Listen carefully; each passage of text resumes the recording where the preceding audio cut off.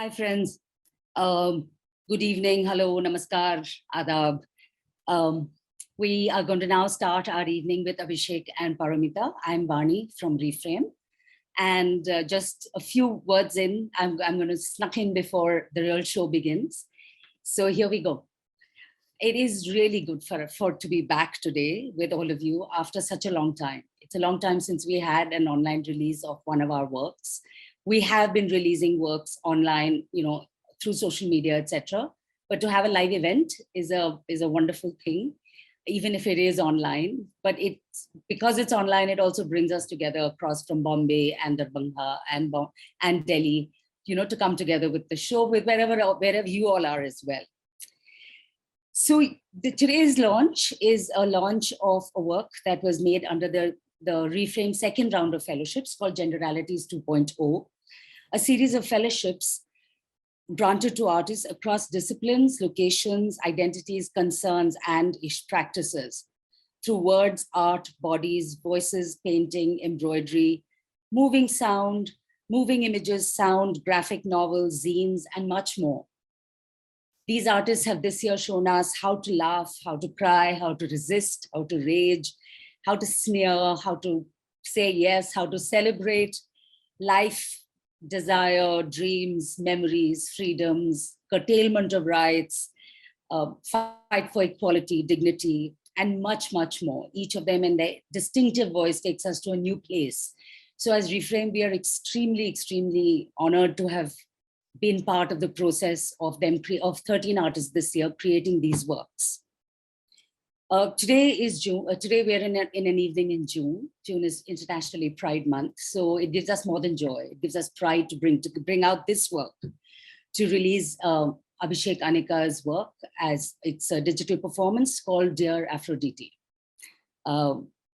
Dear Aphrodite is a work born from the pain and pleasure of his body, its illnesses and imperfections, loss and longing, and embodies all that and more in a performative space through poetry, anecdotes, movement, and silence. It uses the personal to explore the political, social, and often the unsaid. In Abhishek's own words, Dear Aphrodite is a poem, it's a letter, it's an ode to melancholy, it's a person in crisis, it's an attempt to healing. It began as a digital performance and traveled only to become a really strange film. But in our words, this is a strange and delightful and wonderful piece of work. But we'll leave you to discover and define it for yourself in a few minutes. Before that, a couple of intros are in order. Abhishek is a writer, poet, and performer. He identifies as a person with locomotor disability and chronic illnesses, which shape his creative endeavors. His nonfiction writing has appeared in the DNA, Times of India, The Quint, The Third Eye, Agents of Ishq, Mad in Asia, among others. His poems have been published in English and Hindi, most notably in the Nether Quarterly, Indian Cultural Forum, Gulmohar Quarterly, Alipur Post, and others. He uses spoken word and theatrical performance for disability activism and has performed in more than 50 festivals and events across India and beyond. He has a master's degree in developmental studies from TIS and an MPhil degree in women and gender studies from Ambedkar. To add icing, cherries, and even a twirl or two of some dark red chocolate to the evening, today's screening of Abhishek's new work will be followed by a conversation with the one and only Paramita Vohra, or Paro as she's known to most of us. Paro is an eminent filmmaker whose work explores feminism, love and desire, urban life, and popular culture. Her work is celebrated among many, many, many of us, generations of young women and men, and has been broadcast, on channels all over the world. She has taught internationally and exhibited at the NGMA, the Tate Modern, and the Wellcome Trust. She's the founder and creative director of Agents of Ishq, which many of us follow passionately, pun intended, India's best loved website about sex, love, and desire. AOI's exuberant and playful videos on everything from consent to masturbation to mental sexual health, beautiful art and compelling personal narratives of intimate life have created a new Indian language for talking about desire and sex in a pleasure positive and intersectional way, drawing on popular culture and the power of art to counter narratives of sexual violence and danger. Her documentaries include many landmark films like Unlimited Girls, Q2P, Morality TV and The Loving Jihad, Ek Manohar Kahaniya, Partners in Crime, Where's Sandra, and so much more. She's also the writer of films, Khamosh Pani, a play called Ishqiya Dharavi Style, and several other documentaries, essays, and short fiction. Many of us also follow her weekly column in the Sunday Midday called Paranormal Activity, where she takes contemporary issues and explores them and opens up dimensions that we may or may not have thought of, nimbly, as she posted today in some other context. She's also created 2 installation works, So Near and Yet So Far, NGMA, on Telephones and Desire, and a Love Latika for the Goethe Institute, an electronic forest of erotic poetry. The introductions are now done. And with me out of the way, let nothing stand up between us and the strange and wonderful world of Dear Aphrodite, written, shot, and edited by Abhishek Anicca, and of course, performed by him. Thanks, Vani. Thanks, Abhishek, for asking me to be in conversation with you and for making this jagged and painful and funny and beautiful piece of art. I mean, to tell Vani, should we tell Vani the truth that I said I wouldn't tell Abhishek what I'm going to ask him, because I thought the conversation should just be a conversation. I also just want to say that for people who are attending, if you want to put comments in the chat or a question in between, please just do so, and I'll keep checking so that I can weave it into the conversation and not just leave it for the end in a way. So Abhishek, actually, I remember the first time that I read something by you. It was an essay on Medium. I didn't know you at all, and I don't remember how I found it, but I remember being very overwhelmed and struck by it and sharing it in a very heartfelt kind of fashion, because I thought, like, how can somebody be so truthful?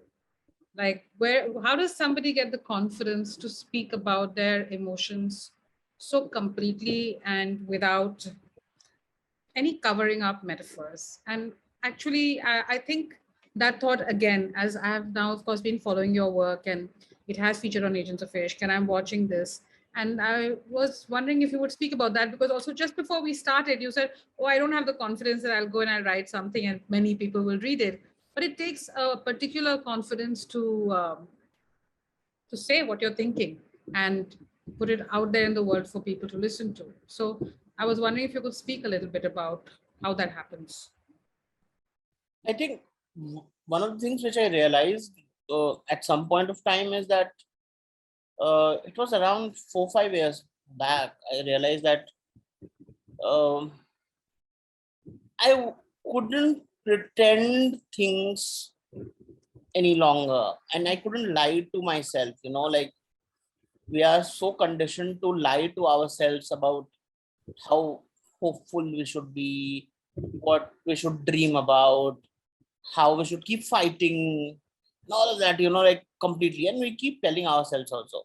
But at some point of time, it was like, I think I will just say whatever is within me. And it was a very painful process, actually, because the more I listen to myself speaking, the more I also accuse myself of, kya yaar, hardam rote hi rehte ho, aisa matlab, you are not like that. You are matlab not like that. Why does it? Of course, there's craft involved and everything. But these are things which affect you, really affect you. In 2010, when I was back in TIST, I didn't even identify as a disabled person. So I go for the 2008, I go for the interview, and one of the profs say, why haven't you mentioned that you're physically disabled? And I got angry, because how can she say that? And it was very funny, because when I think about it later, some disabled friend said to me, ki, during the whole time where you thought you were not disabled, did other people see you as not disabled? And that really, like, it was a very surprising question, because I never thought about that. And what happens is that all of this, why do you talk about love the most? Because there is some purity, some truth that we look for in ourselves when we talk about love, when we fall in love with a person, it heals a lot. I was in an unrequited love relationship in this. It was, I don't know, it was unrequited, let's say. But in a way, it helped me a lot. It healed me.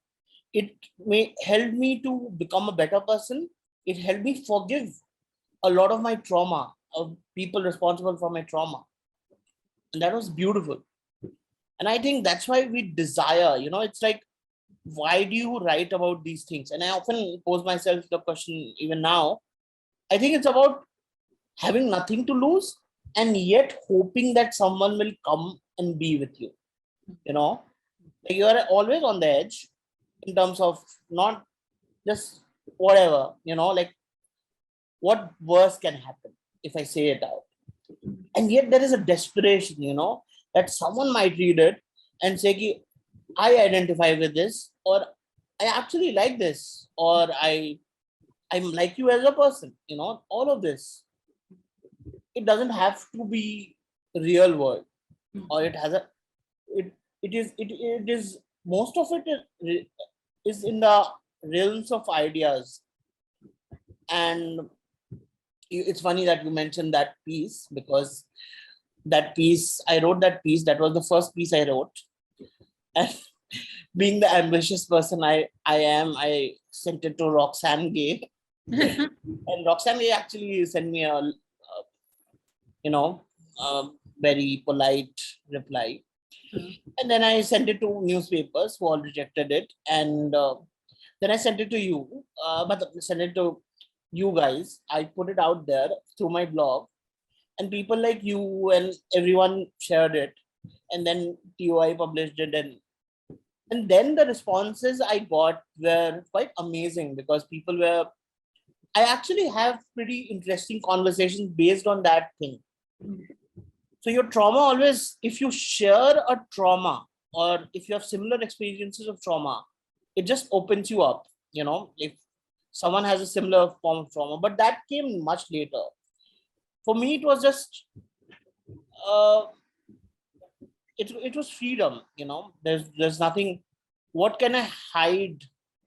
It's also part of practice, my disability rights practice, because a lot of it is basically about hiding and talking in code words, and everything is like definitions, and everyone knows definition of everything. Certifications, definitions, it's like that. We are basically beneficiaries or marginalized groups. We are never individuals.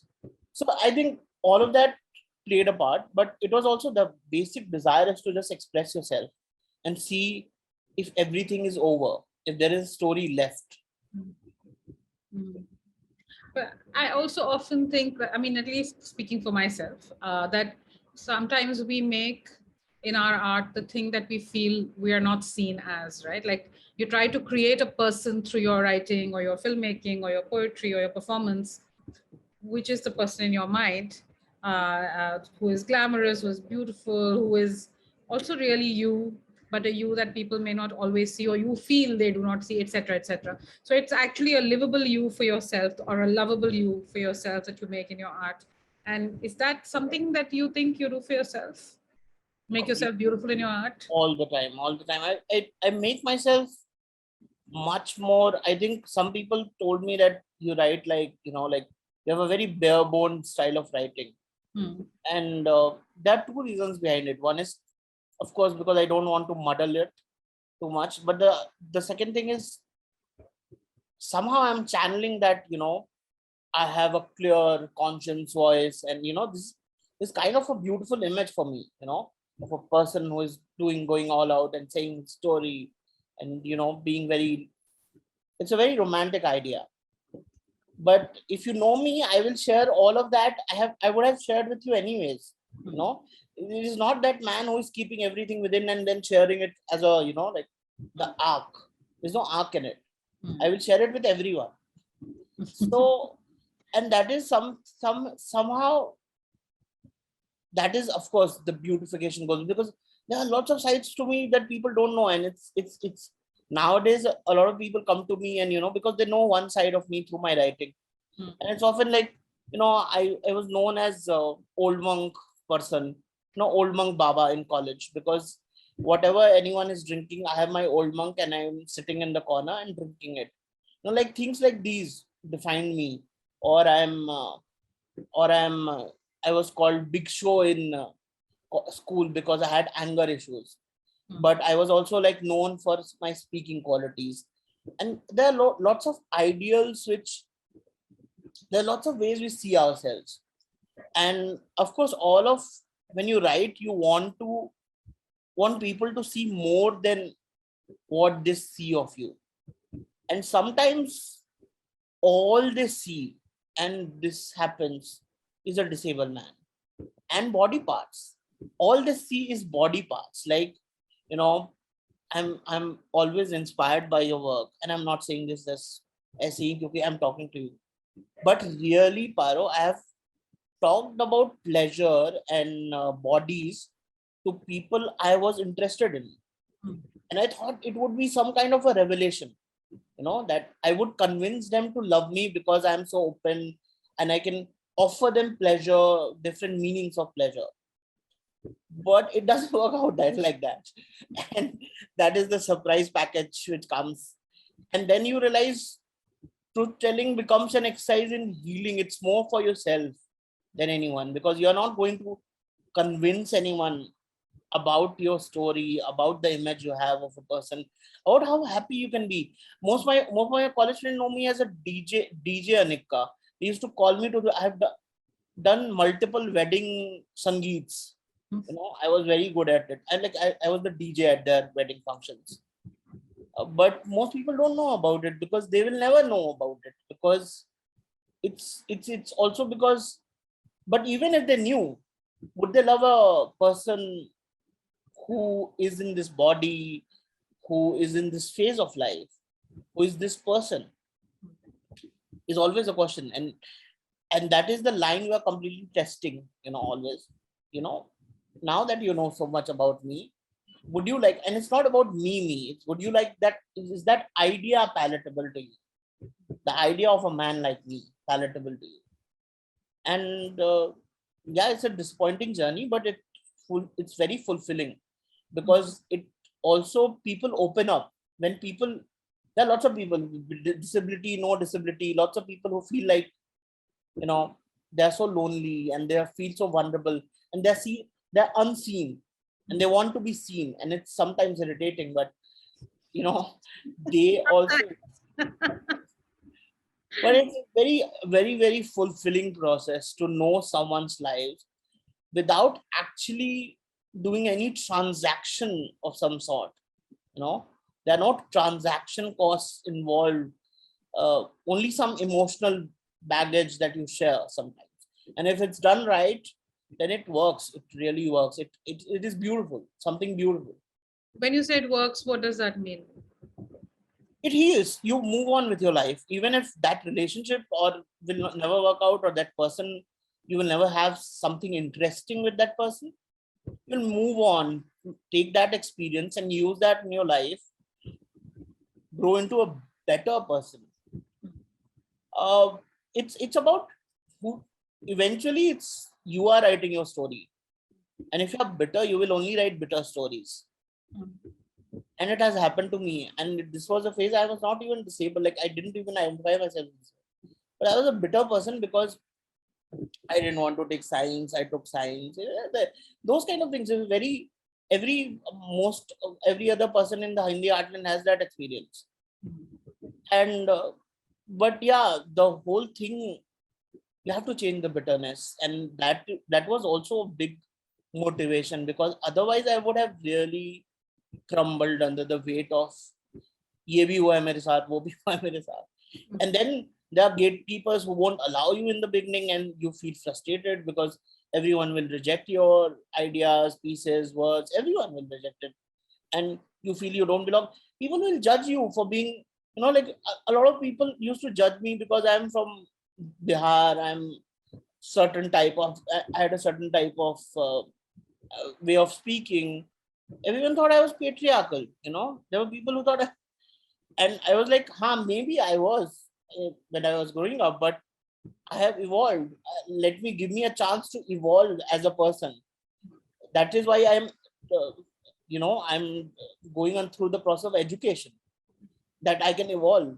But there was so much of that going on. So you're always like, there's such a big tendency to become a victim. And of course, disability, when you are disabled, it happens all the time.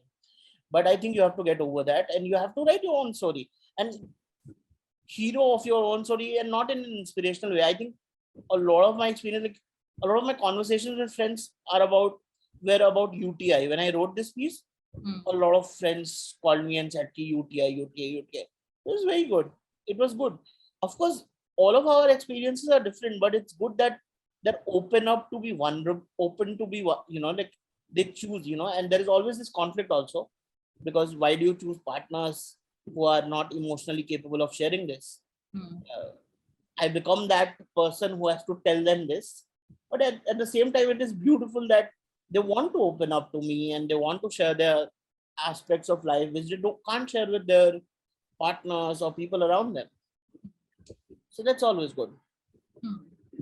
I was thinking, as you're talking about feeling that one is a victim, and this question about whether one is a victim or not is one that runs through many different spaces, right? Like, should one use the word victim or not use the word victim? And I often think, and I'm curious what you think, that, well, yes, if the world is stacked against you and horrible things happen to you and there's unfairness and there's violence, then you are a victim of that. Why should you have to pretend that you are not? Because there is an aggressor and an oppressor, and then there is victimhood as a result. So what's the problem, in a sense? I think victimhood can be a very positive energy. It can, if you can use it to push that idea that there is an oppressor. Unfortunately, I feel disability, we have been unable to do that completely. Because life is so fragile now. We want validation also. It's not going to come, like even in my household, my parents are now well adjusted to the fact that I'm disabled. But there will be nothing whenever a shadi ka card or bacha happens in the family. Because I understand her, so I know she's upset deep. Like there is some part of her upset, and so the social structure, the whole karma thing, even if she doesn't believe in, someone will tell her कि oh आपने ये पूजा पाठ किया था, आपने ये किया था, and all of these factors in, and you see that society is not changing. Victimhood is actually it's not a bad thing for disabled people, especially because no one recognizes us as marginalized people. So I think we have to use whatever idea fits to push that idea that we are actually, even if I have a lot of money, I still can't go out of my, even if today someone tells me that I'm giving you 8 lakh rupees, I buy a very expensive wheelchair, motorized wheelchair. I can't take that wheelchair out on the Darbhanga roads because they're all uneven. Someone was buying a wheelchair. They said, we will buy the costliest wheelchair for someone is donating it. I'm saying you have to realize that they might live in a place, if they're poor, where the floor is not even. So the wheelchair will get stuck and then it won't function. You have to realize that we live in a country where no one gives a damn about these things. So all of it becomes, that victimhood shouldn't turn into bitterness. It should not make you like doubt everyone, which happens with us. I will not say it doesn't happen. It happens naturally because, at many levels, I'm also isolated. Like I've been here for 1 year and I haven't stepped out. Imagine being in a wheelchair. If your parents don't realize the importance of going out, taking you out for wherever, imagine there are children and young people who have been stuck in their homes for years. Yeah. So that, I think shapes them in a lot of ways. Yeah. In this work that you've done, right? I mean, one of the reasons I also asked about victimhood was because, well, whether we go out or not, where currently many of us are unified, in fact, in the fact that we cannot go out, right? But the fact remains that somebody could go out if they wanted and somebody else can't go out even if they want. But in a way, social media also creates a lot of space to articulate victimhood, but it also stops you in one place, right? It actually doesn't really encourage you to deviate from that identity if you want to. And there are a lot of bad things to be said about social media, I know. But there seem to also be some marvelous things. Like, for example, the work that you've made right now, do you think that your inhabiting social media in a way has also led to this language that you've used in the video? Completely a product of social media, I think. It's what happens is, with social media, the best thing about social media is that you can delete things from your lives. And this film is a product of deletion, because I have a very complex relationship with my body. So I would shoot myself and see how I'm looking, sometimes post it, sometimes not, and just see what people think and delete it later, of course, because I'm too scared to put it out generally. But I'm breaking that chain now. I'm becoming much bolder about things. But it's you have a cheap phone camera, doesn't matter, you have filters. I one of the things which was very revealing to me was the Lonely Hearts Club thing, which organize, agents of which organize. It was beautiful because it's not only the use of filters and the use of narratives, the use of noir techniques and shady techniques, and things like, there's a rawness about it, which I really liked. And things, I think people art can be different for different ways. Of course, people won't watch it even now. Things like, pehle to black and white and no one will watch it, even if you share with people, unless people are interested in it. And then even the social media scene is very sanitized.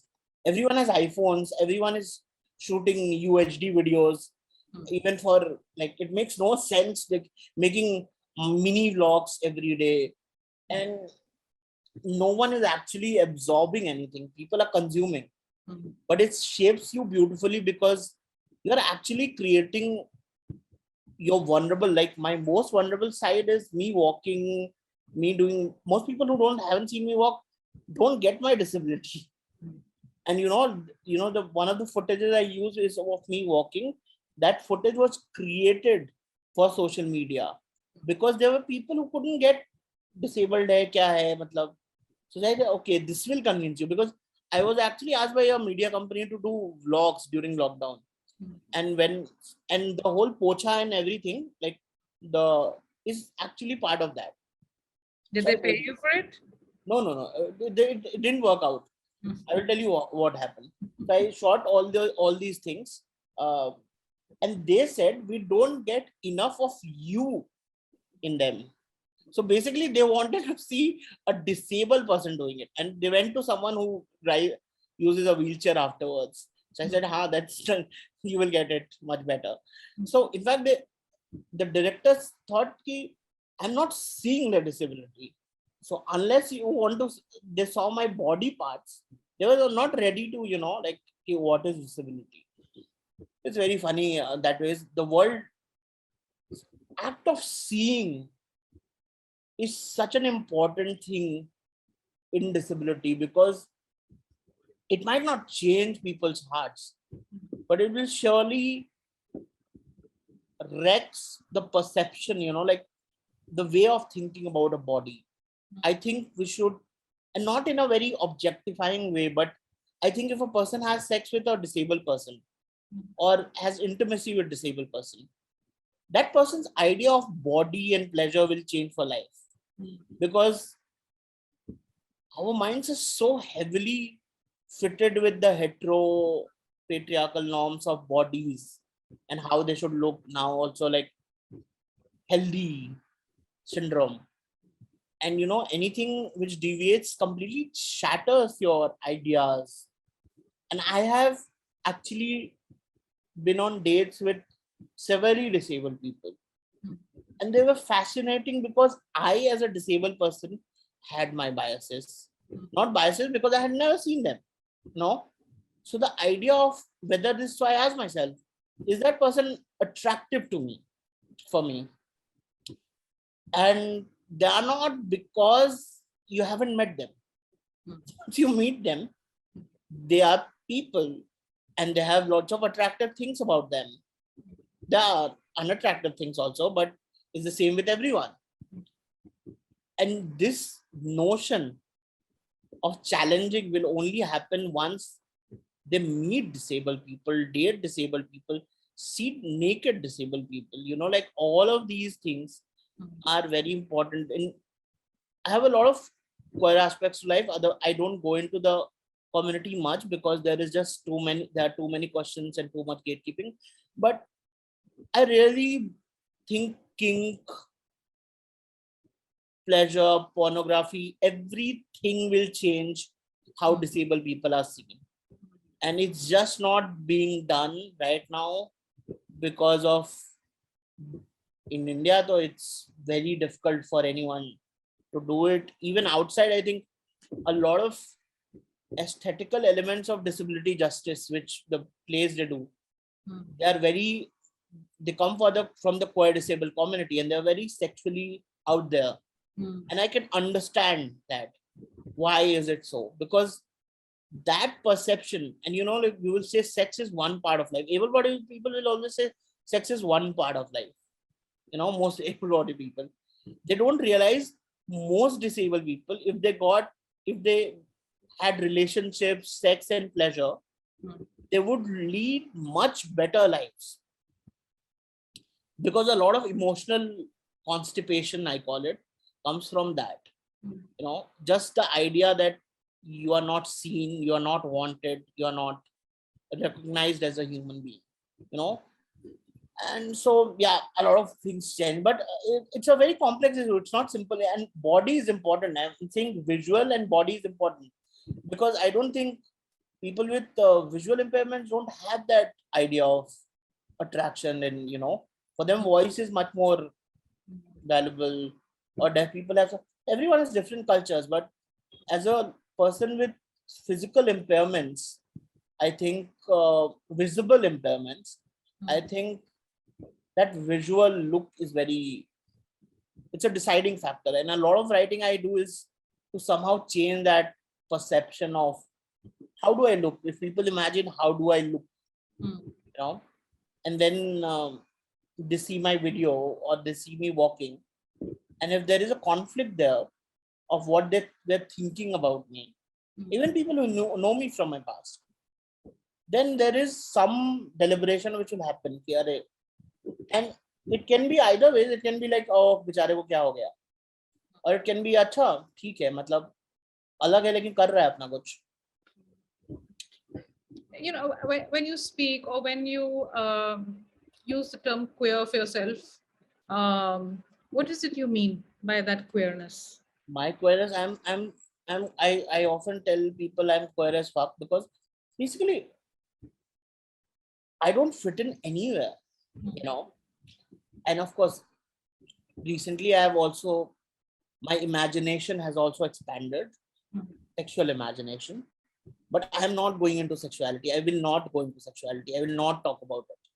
I will talk about my body and how queer it is. That is dysfunctional most of the time, that it doesn't fit into the norms of heteropatriarchal sexuality, that it actually even amongst a lot of queer ideas of sexuality, it tries to question them. My body does that. मैं पढ़ा लिखा कुछ भी नहीं, मतलब वो बाद में आता है, but my body does that. My body asks things, a lot of things about in life, about like sexual positions, the imagination of a sexual. Why are men told to lose weight before marriage? Because my interpretation was always key, because the idea of married sex is basically a missionary possession, and if the paunch is big, you won't be able to have sex. So and this is actually, you don't think about it, generally कि ऐसा भी हो सकता है, पर ऐसा ही होता है. And like when you start thinking about these things, when you start questioning these things, you become queer, and you don't need a certification or anything for that. Mm.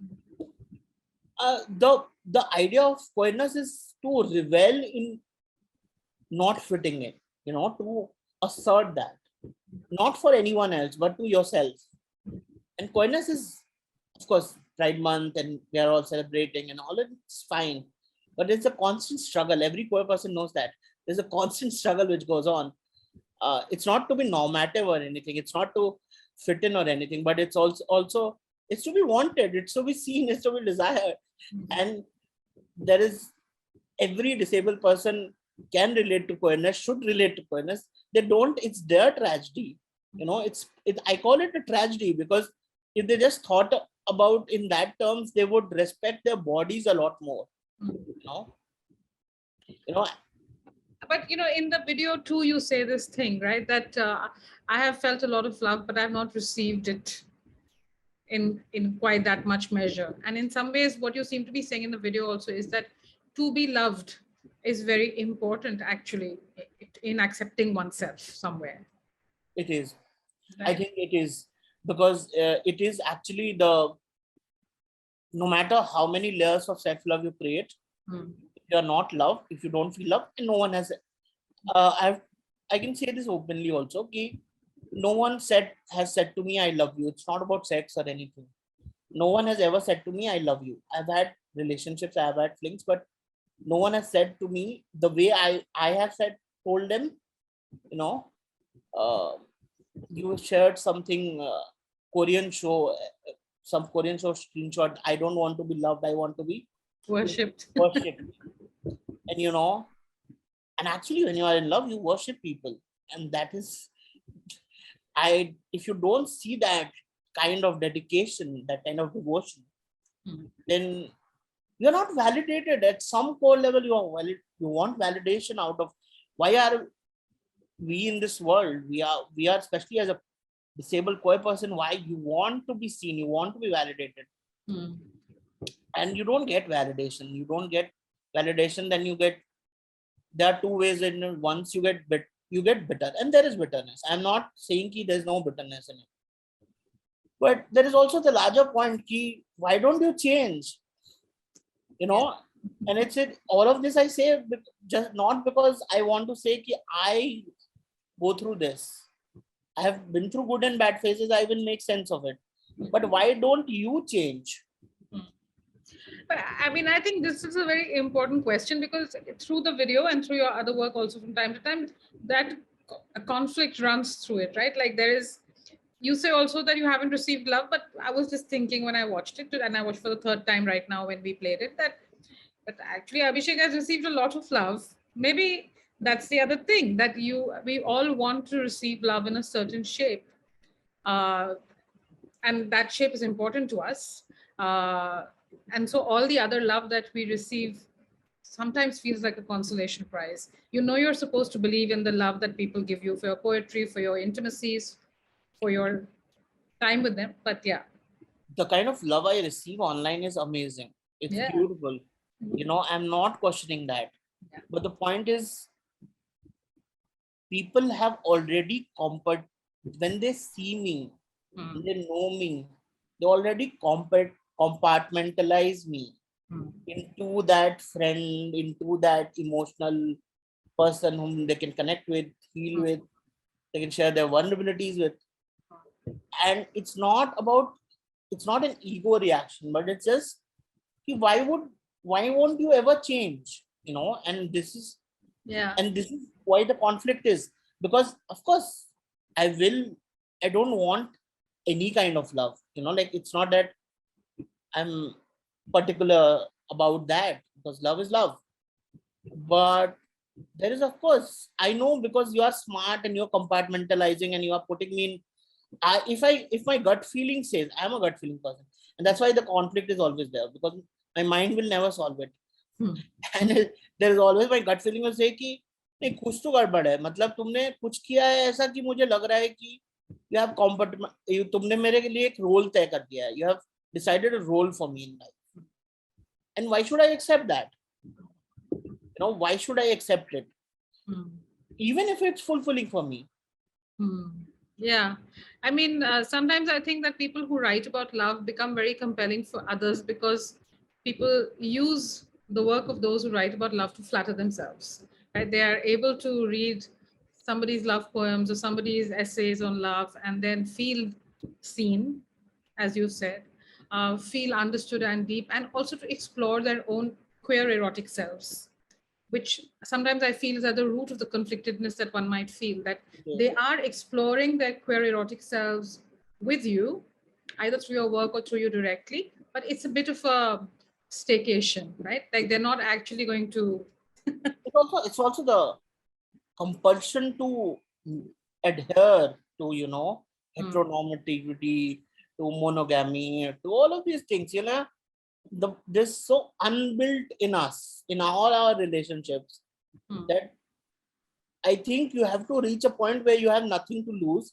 If you have lived as a, like I have lived as a very straight person for the, my imaginarium was very straight. Very straight, I'm saying, because I was not exposed to any other ideas that were very embedded in me through that heteropatriarchal notions. And when it started breaking out, things emerged. And now it's but very different. And of course, disability also shaped it.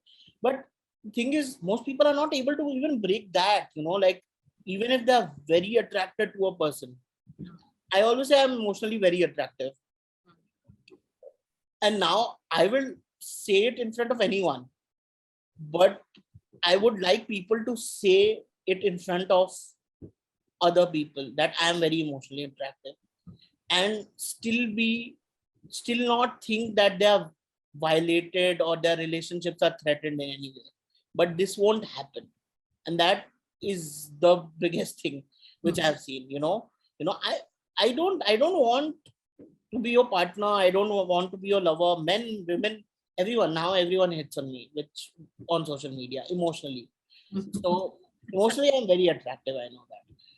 But I want them to go out and tell other people also that Abhishek Anicca is very emotionally attractive. But they won't do it because that conflict is very deep within them. And even within queer people, it's very deep. And it's because it's not only about relationships. It's about, at some core level, it's physical, emotional, body, platonic, and there is always this conflict within you about, because you are very practical. People are very practical about relationships. Like they're like, "Acha, mujhe ye milega. Let's draw up a contract," which is marriage, basically, of some sort, even if you're not married. Ki haan, ye theek hai. So they are very conflicted, and it's their conflict actually which is disappointing for me, and nothing more than that. I think I will carry on. मतलब मेरा क्या है, मैं एक love poem और लिख लूंगा, खुश हो जाऊंगा. There's a question from Abhit Gupta. What is the idea of self-love for you? What I'm also trying to ask is, why is this concept so glorified? Self-love is glorified because Instagram में चलता है, but self-love is very important. I think most people don't understand it, then that's why they talk it like self-love is eating food on time and drinking. ठीक है, वो सब भी है, होता है small measure, but self-love is, are you at peace with yourself at a deep emotional level? And it can take many forms. For me, the greatest form of self-love is writing a poem.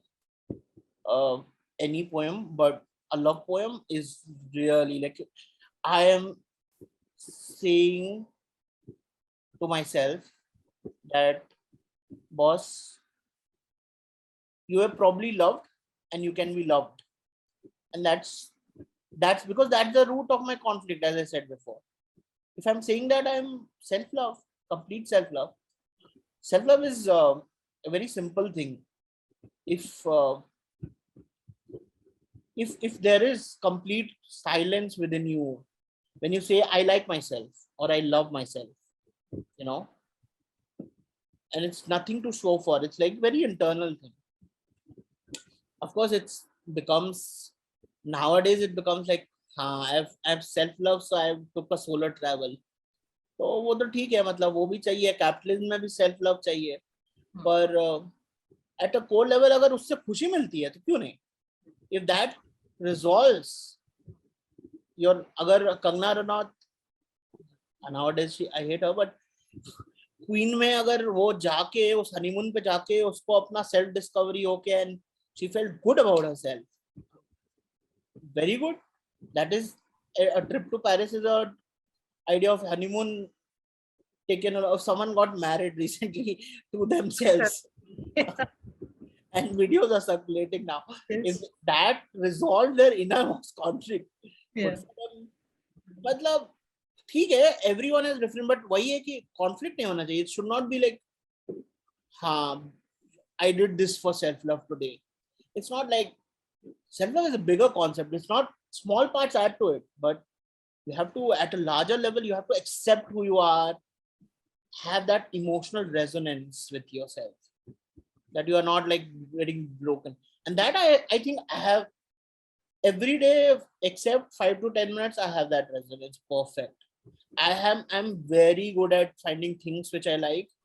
I'm very good at, like, last 1 year has been very difficult for me. I nearly died, and then I have shifted home and I've been very happy. I've been doing work. I've been very happy. It's just that whenever your greatest failures come when you try to solve that inner one biggest conflict of why I'm not loved, and then you put yourself out there. And even if you are disappointed, you put yourself out there and you get disappointed eventually. And then you get hurt and then you feel all these questions come. But I don't think it's a day-to-day conflict which happens. Like every day, even people in their relationship, I don't think they feel कि आज inner conflict लग रहा है, कुछ basic कुछ नहीं मिला है. It's like, it's 5 minutes for all of us. So, I mean, related to that, actually, Abhishekta is, first of all, congratulating you on the dramatic lighting. I don't know if, Abhishekta, you mean right now or in the video. But anyway, her question is, what was the experience of shooting yourself like? Were there moments of conflict, conformity, anything else between the different gazes that you were working with? Being seen in a certain way, having issues with it, asserting your own way of seeing, etc. In terms of the actual filming that you've done, and while also selecting what you filmed and putting it in an edit, right? Because it's not the same as just putting it on Instagram, but there is a curative process going on as you're editing. It was actually a very, thank you, Abhishekta. She's a theater artist, and that's why she noticed the lighting. It was not, actually, it was, most of it was things I shot for myself. But like there was also, like, there was a lot of curation done, especially because what I want to put out in terms of my illness, there are lots of, I have hundreds and hundreds of photos of me being ill, hospitalized, mostly clicked by my mother. So what I want to put out, what story of illness I want to tell. And I thought COVID was the closest one. So there is a section where the whole poem, that poem, by the way, actually led to a fight between me and my closest friends, who are women. It was not about them. It was about my own conflict of, there's a Goa which resides in my head, because I used to go to Goa every year to find self-love, probably. And so that is becomes a point of conflict. And because I was discussing it with my friends, I wrote it. And sometimes as a poet, you write things not meant, like, you're not trying to accuse people of things. But and so, yeah, and that is very important for me, that section, for example, because that is why I hate the idea of going to Goa at the age of 60, because if I die, what the hell will I do with that romanticized idea of Goa? No. But I guess when you're dead, it doesn't matter in a way. It hurts. It hurts. Why was I romanticizing such things? Yeah. The other thing is, in the filming of yourself, for example, sometimes you filmed the beach, but you've also filmed yourself at many different moments, and some of that some of that visuality was there in the performance that you did last year, right? Yeah. So I mean, I guess this deciding that how will you film yourself? What's the manner of filming yourself going to be? What is it that you're going to put together in this visuality, and how do you shoot it? Because that is quite tough. I feel shooting yourself is a tough thing. Yeah. Yeah. Very painful process. I can't. When I was editing the film, I hated it so much because I had to go over it again and again. I couldn't see myself. The problem is, I think one of the I like mirror selfies, which is a very social media thing. Hmm. But I don't like it because I want to put it out. I like it because I want to see it and not hate my body. There is a lot of hatred going on. It's not permanent, but it happens now and then. Because of that, again, it's not because I don't like myself or I don't like my body. I'm not deserved. It's because that I think if this is solved, Hmm. like because people have been telling me for years that if this is solved, then you will find love. But that doesn't happen, which of course you realize eventually. But I want to leave that behind. That if this changes, like even like they will see me crawling and they will say, "Are if you lose weight, then everything will be all right." And I'm crawling, and my legs won't. Anyways, so people are like that only, and I think you internalize a lot of it without even realizing, and you have to just push that out. So a lot of mirror selfies are like that. Plus, a lot of it has been shot during my peak depression phase. Hmm. I was in Delhi living alone during lockdown, helpless, couldn't go out.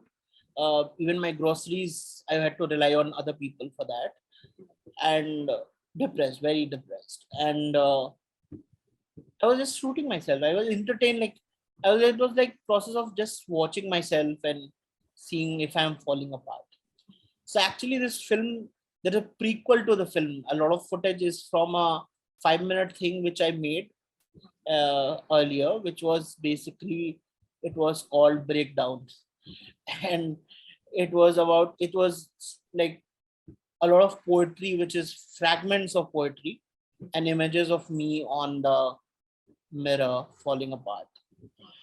And I think that is where a lot of it comes from, but a lot of it also comes from how do you do photography. I've taken good photos, with my DSLR camera, which I don't take out much now. But I realize when I'm shooting with phone or when you are a disabled person, how do you frame, how are your angles, and I can't stand in a place for a long time, so you will see and I want, and these shots come out very interesting. For example, there is a fire Chinese balloon, fire wo wala jo hota hai, which Lantern. is which is a scene from Chhat. Now, Chhat in my household, basically I am the only person from, and my father are the only people from my family. The rest of all is other people doing Chhat. I don't know anyone.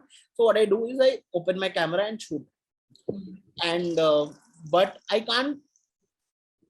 I'm moving constantly. I'm falling over, Hmm. and you will see that if you go deeper into like that very pixelated video, I'm constantly falling apart.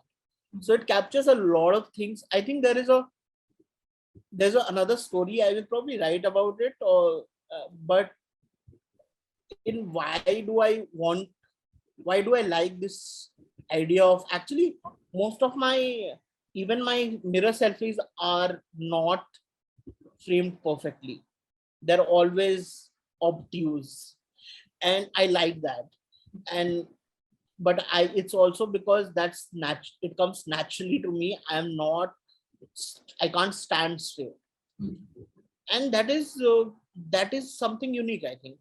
And I wanted to put it out there, but also like these moments, all of them, these mean something to me, and at a deeper level, which everything I won't like to dissect, but everything actually whatever I put in meant something to me. And that is how the curation took place. There was a choice between performing it and this was always interesting because I want to share this, but I could never share it on social media because immediately you are like, am I doing this for attention? And now it's with 6, 12, 13 people, it's perfect. Because I know these people have come to actually watch the film, and some of them will remember it, some of them, that's a perfect process, I think. Well, I think also the manner of putting together, and especially now as you explain it, that a kind of grammar, as you call it, visual grammar that is emerging from you, and a vocabulary of whatever you've experienced, that feeling of disability and ability being in one place actually really also comes through, right? Yeah. I think it's not that disability, of course, affects all of your life. Yeah. But I don't think there's a difference every day. If I compare my life to any able-bodied person, I don't think in terms of body, of course, there is a lot of difference. In terms of movement, there is a lot of difference. But there are always things. It's not that we live in different worlds. It's just that the bridges are not being built. That is the problem. That's the only problem. We live in the same world. And of course, there are a lot of things which I can do. And, like the idea of everything is very able-bodied.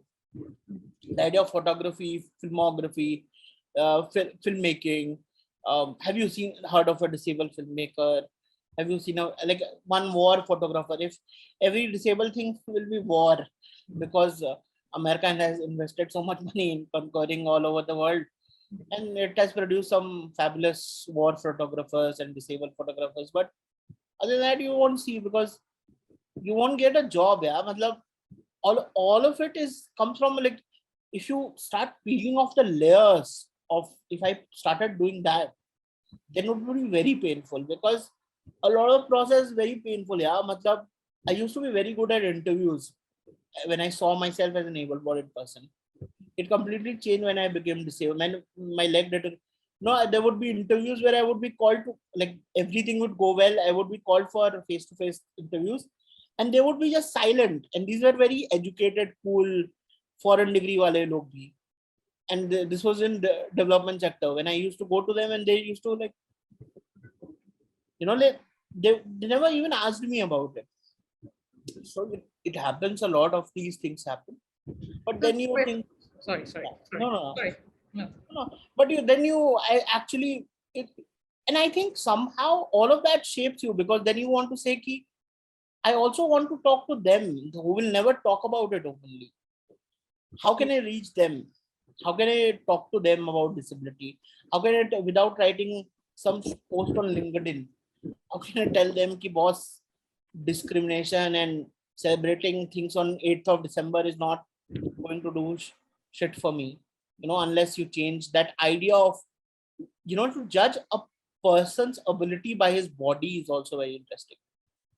And it comes down to sex also, like the same, like it's the same. It's from workplace to home to sex. Like, disabled people doing housework is a very interesting thing. People don't do it. I tell people, you should do these things. Yeah, ghar pe ho, document your relationship. But the point is, most disabled people are dependent on their parents and families for care work and for day-to-day function of their lives. So they can't actually do anything which doesn't please them.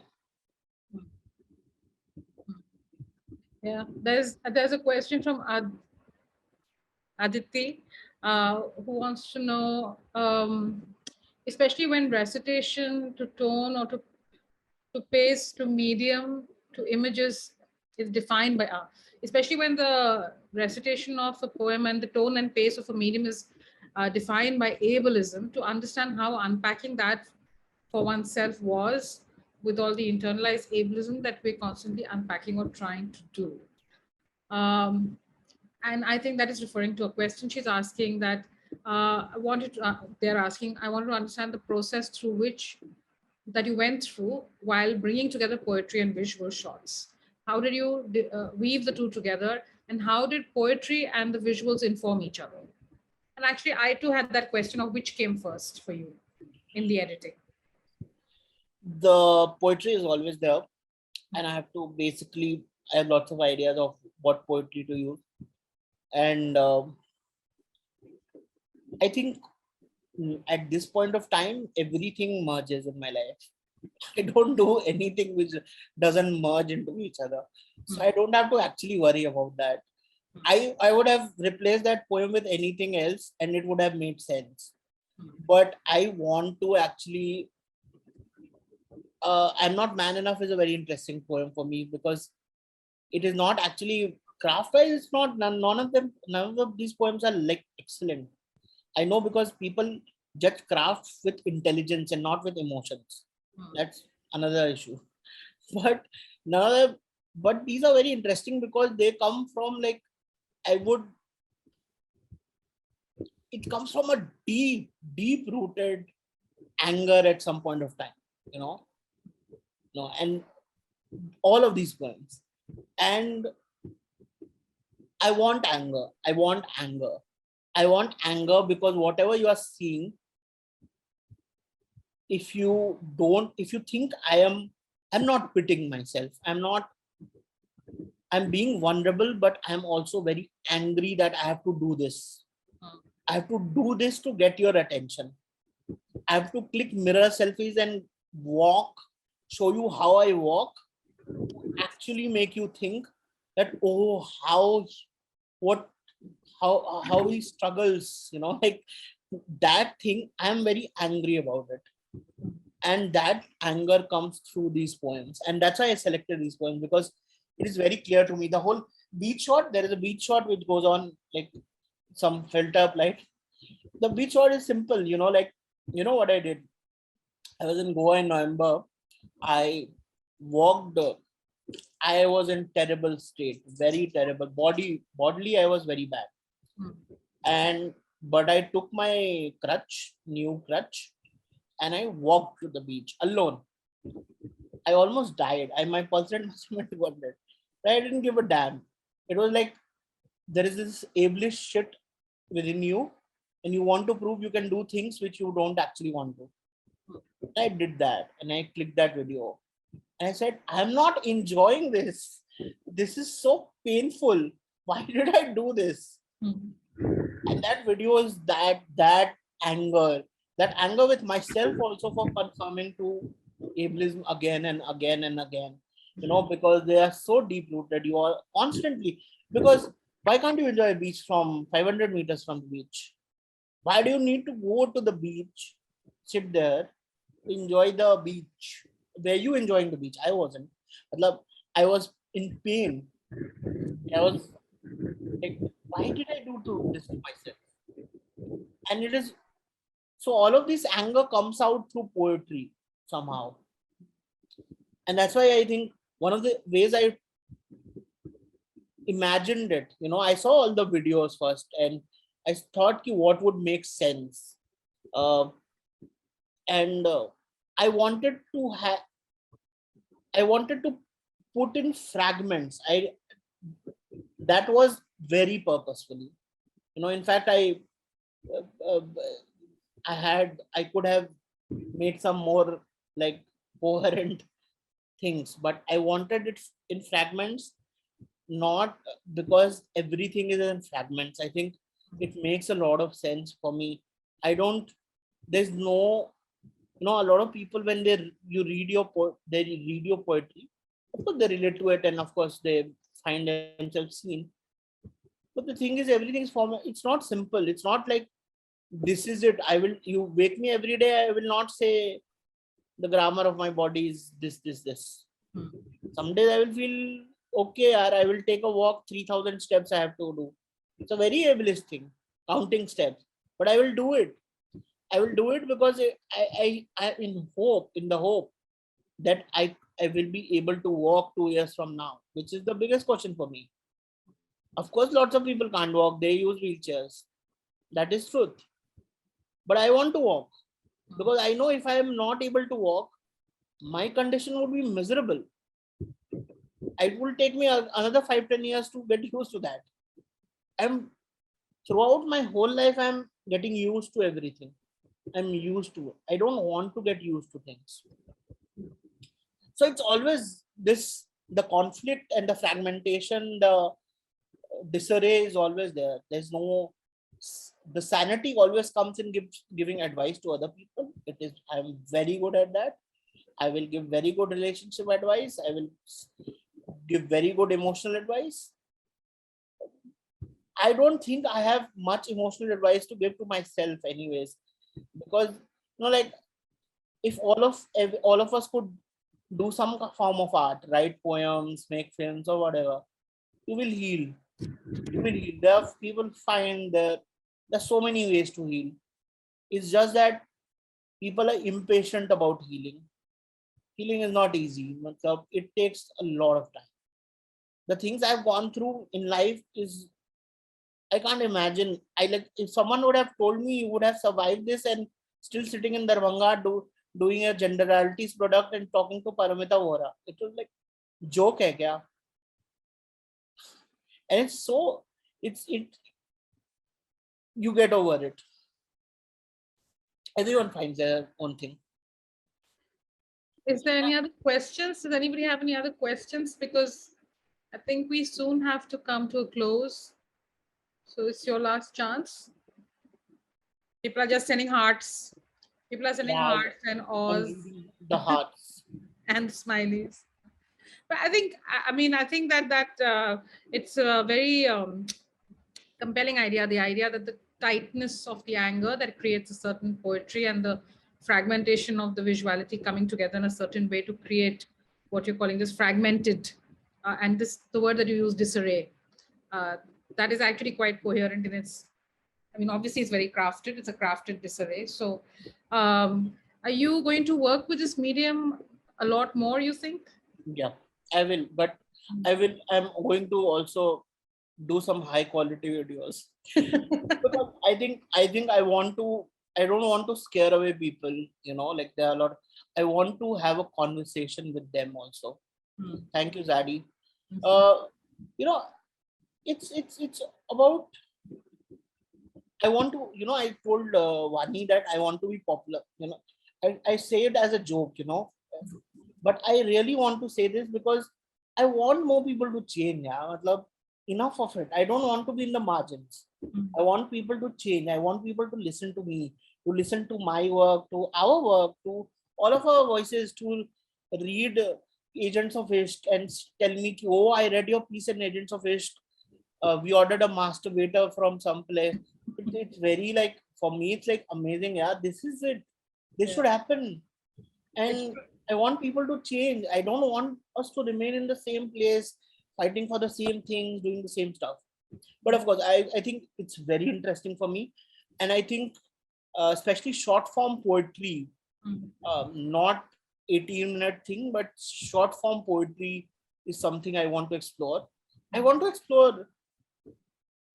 The point is, in India, everything is done so much but do some kind of very, very anti-blog, there are lots of anti-blog also. But I want to do some, especially when I'm living alone, I want to document myself and see how that comes. Of course, no one will see it, but that's a different point. Maybe you should make a music video, and after that you should make some anti-blogs. Everyone loves, I should actually use some trending sound in reels. Yes. You need to be on Tirakta Thursday. Don't do anything. Everything is trending. Yeah. No, but surely I have to use the medium because anyways, I think no one reads poetry books anymore. That I have realized, very few people, especially poetry magazine, to koi padhta nahi sivaye everyone who writes for poetry magazines reads poetry. But I think people do read poetry on Instagram, and what we also find on Agents of Ishq is people love poetry. It is a beautiful thing that people love poetry, but it is also problematic that a lot of people are not everything has become isko show karte hain, it's performative, It is, and I suppose, in some ways when you talk about that, the idea of social media is performative, and to be somehow performative, not in a flat way, but to perform out of desire is always a challenge, not only in social media, but everywhere else that we are as well, right? So, and I think that beauty of the idea, I was just thinking as you were speaking, that this idea of love, that runs through your work. In some ways, its deepest political meaning is what you say, that you want people to change and to be different and the world to be better in the simplest way possible. What you're saying, that is like the biggest act of love in a way, like, desiring happiness, or maybe not happiness, but desiring a sense of ease and difference and possibility for all of us together. I think this is sometimes angering that it is always those who are excluded from the center who have to articulate this for people, but that's how the cookie crumbles for some reason. So as long as we have some cookies, I guess we get by. I know that this conversation is very unfinished actually, because there's so much more to discuss, but I think I'm going to ask again in case anyone has another question or a comment that they want to leave before we go, or want to send more emojis in the chat. So your last chance to send an emoji. Okay. Okay. So thanks, Reframe, for supporting this kind of work, for creating these spaces. I mean, I think it is, when I first got an email from Reframe about what they were doing, I was like, can it really be so? I don't think people anymore support things independently. We're all trying to struggle to. So for me, it's very, like, I cherish this evening because it is a coming together of many different kinds of love, in a sense, to make something possible for ourselves and for everybody else along with us, to have a big party out of life. So thanks, Reframe. Thanks, Abhishek. Thanks for having me here. Thanks to everybody who was here. I still feel, I think you should send some more emojis. I don't think I've got my fill of emojis today. Well done. Well said and well done. Bring it on. इतनी भी क्या मुश्किल है? I know. I mean, emojis are meant to be like done in dollops. Heart emojis, Korean heart emojis, और डालो थोड़ा. No, I want to really thank both of you. Actually, in the first place, I do want to really, I meant it when I said at the start that I want to thank Abhishek for making this piece. Because, really, I find, and often I follow you on Insta, and I don't follow a lot of people, but I find it amazing that you have the capacity to, and this is not inspirational shit, but I just find it quite stunning that you are able to speak certain truths on a virtually daily basis in a public space. And you took that idea because when you first scripted Dear Aphrodite, it was a performance piece, right? And it was going to be a live performance. You wanted to integrate some elements of a digital kind of language, bring it in. But the moment he transformed it into this, I think there is a sort of, as Paro put it really well, that fragment, those fragments and that jaggedness are also cohesive because those are the fragments that hold it together. And just to see you just take this language and then, sort of do what you did. You did that with the posters, you did that with the trailers, you did that with what you called your cheesy little video, which of course we loved. I mean, we were like, oh my God, just love it, just do it, just put it out there, but the discussions with you have been, I mean, today for everyone else who's been lucky enough to join us today, and hopefully those who will watch this conversation later on our YouTube channel and all of that, our conversations with you through this period have been so enriching. About love, about bodies, about change, about looking, about who's looking and who's framing that image. Actually, when you're talking about your internalized ableism, or I'm talking about how internalized my ableism is, then how is the framing, what we are creating, how is it framed by those larger dominant ideas? And yet then how do you start disrupting them, which I think you've done in this. The piece is beautiful, it is painful, it is raw, it is finished, it is finessed in what it's saying. And I think that's something that we will really treasure as an experience of working with you, Abhishek. And Paro, I really could not have thought of a better person to have this conversation with, to just open this up and to make it comfortable to have this kind of conversation. A very, very big thanks to you. Also, very big thanks to you for the work you do in general that helps create an environment. No, I really mean it, because the way we see what we're trying to do at Reframe is also, can we just create a little pieces that maybe add up to creating a slightly different environment? थोड़ा सा माहौल की सुई हिल सकती है क्या? That is the ambition, you know. So I feel that all of these are contributing, creating. So Zindabad, Salam, lots of pyar, and lots of togetherness, and looking forward to what you do from here on as well, Abhishek and Pauro. Thank you. Thank you. I Thank you. think Paramita, if Paramita's work was not there, this No. wouldn't have. No, but this is true. But because, you know, like the thing which a lot of things which I've said, without the agents of art pieces, the pieces I've done for them, the pieces I read there, it helps me a lot because I think it's a safe space for me. Even if I know that, okay, I wrote like that piece, you know, like the masterpiece piece was completely like me. No one who knows me will identify like me by that piece, you know, because that is completely me going to the other side.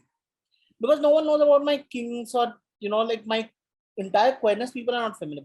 So a lot of that helps.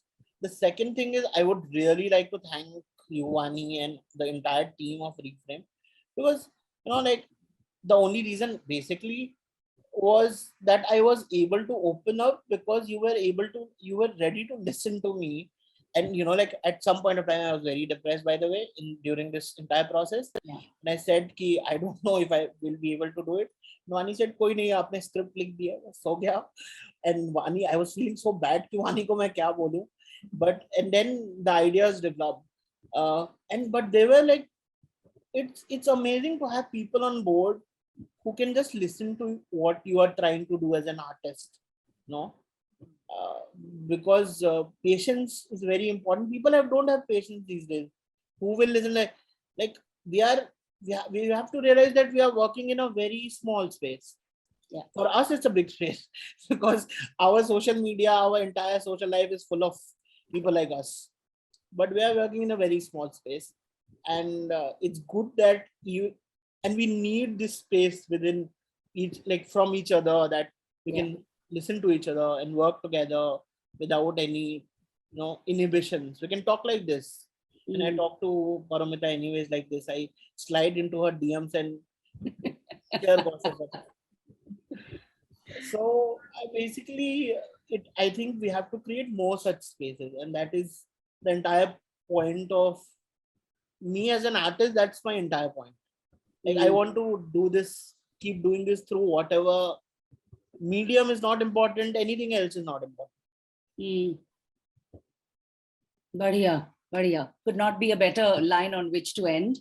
Thank you all. Thanks everyone for being here. And once we post this online, please share it with friends and all, so that it can. I think this is a very, very actually rich and open discussion. It's really worth it. So I would want to revisit it myself, and I think it would be something for us to take forward. Big hugs to both of you, especially, and everyone else here this evening. Salam, good night. See you. Bye, everyone. Bye. Bye.